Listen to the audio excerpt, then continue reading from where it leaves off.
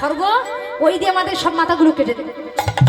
বাপরে, দরকার নেই বড় লোক হওয়ার।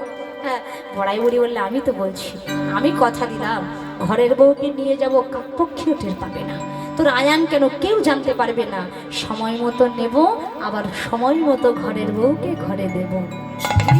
কেন বলো তো? যে পক্ষে কৃষ্ণ রয় তাদের কোনোদিন নাহি ভয় হয়।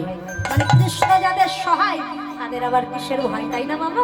যাই হোক, অনেক সময় হয়ে গেছে, আমার দাদা বলে গেছেন এক্ষুনি মিলন করে দিতে হবে, ভোগের সময় হয়েছে।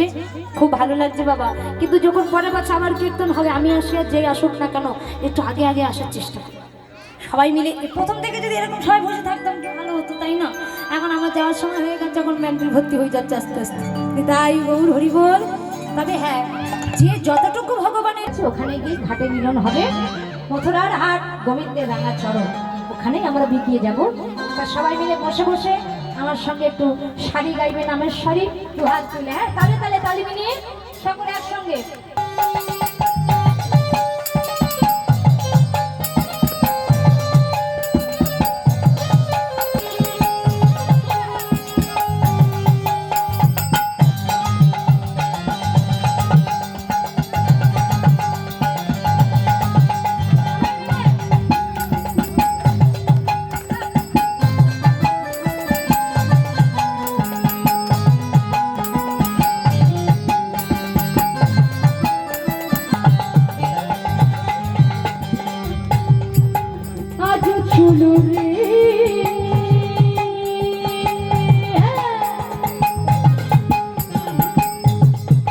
আমাদের রাধা বিনোদিনী, চলো রে চলো রে রাধা বিনোদিনী,